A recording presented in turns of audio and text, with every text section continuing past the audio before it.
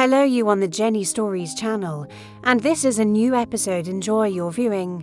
She wrote that although we are not familiar with her, but we have something in common with her, namely, my husband. For each person, and for each pair there are different boundaries and frames. The exit of which means treason. For some, innocent flirting is already beyond the bounds. For others, physical intimacy. For others, spiritual contact with someone outside of marriage.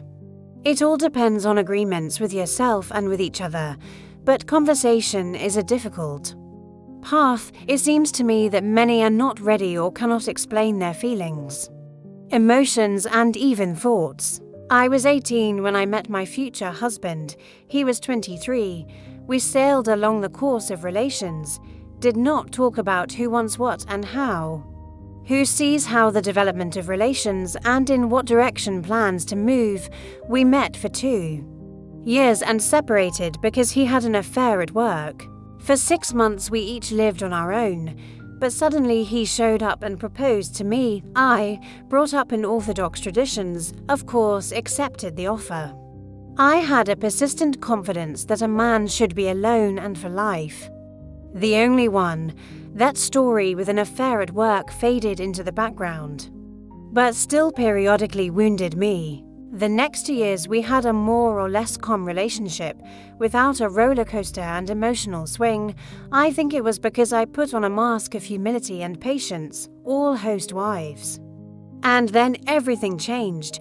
Every few months we had quarrels, reaching almost a divorce. He left noisily and I quietly cried. Now, by his 37 years old, I understand that he needed the legalization of his short-term hobbies.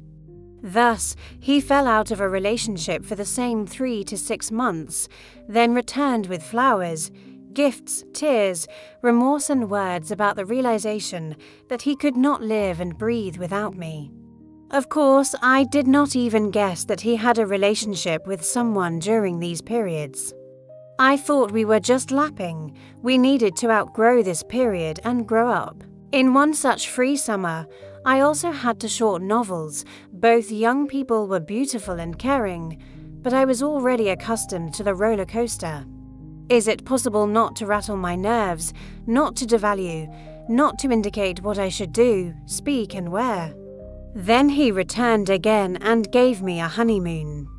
In one of these periods, I became pregnant from my husband. I was 24. We were both happy. He stopped lingering and disappearing somewhere. He was always there, became sensitive, caring, and attentive. So all my dreams came true at once. We began to live soul to soul. We have a long-awaited beloved son. He is the best dad in the world and the best husband, but it didn't last that long. Once my friends, their children, and our son arranged a brunch in a restaurant. We had fun, made plans, dreamed of travel and a cloudless life. Then my phone vibrated. I received a message from an unfamiliar number. There was a whole sheet of text with the confession of a girl who said that even though we were not familiar with her, we had something in common with her, namely, my husband. They wrote that they were in a relationship for many years. Only for the last 3 years he avoided this relationship, but from time to time appeared in her life. According to her, now he decided to finally part with her, and it makes her so painful that she wants to give him farewell greetings through me. To say that my land has gone from under my feet is an understatement. I pulled myself together. Waited until the end of the meeting with friends. We arrived home. I put my son to bed and started a conversation. The only thing he said was, "I'm happy you finally know everything. It killed me. I wanted it to turn out to be untrue, so that he would convince me that this was crazy nonsense and he never cheated on me with anyone." But alas, it was not so. Then he told me much more details than I wanted to know. I decided not to divorce. I felt sorry for my son, myself, and so many years of relationship. I also thought who needed me at 27 with a 3-year-old in my arms. I was desperate. Then I was visited by the most absurd thought of all possible. I need to give birth to another child, and everything will work out. I got pregnant the same September.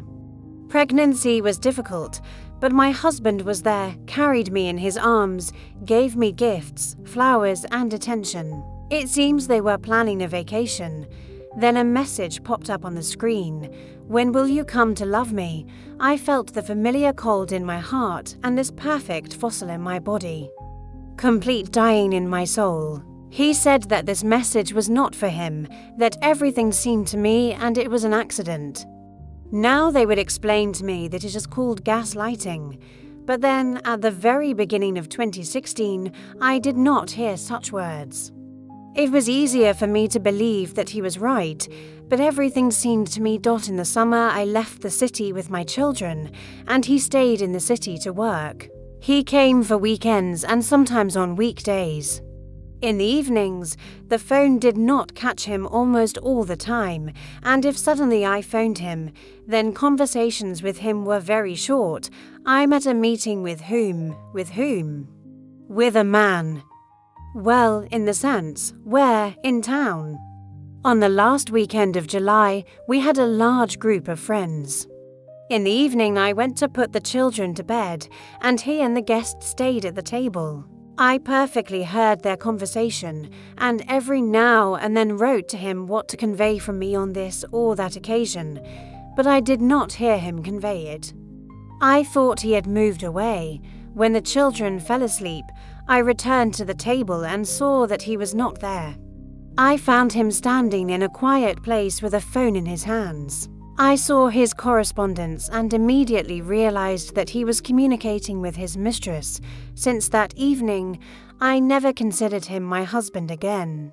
It was the day when I decided that I was alone and did not want to spoil myself with this dirt and lies.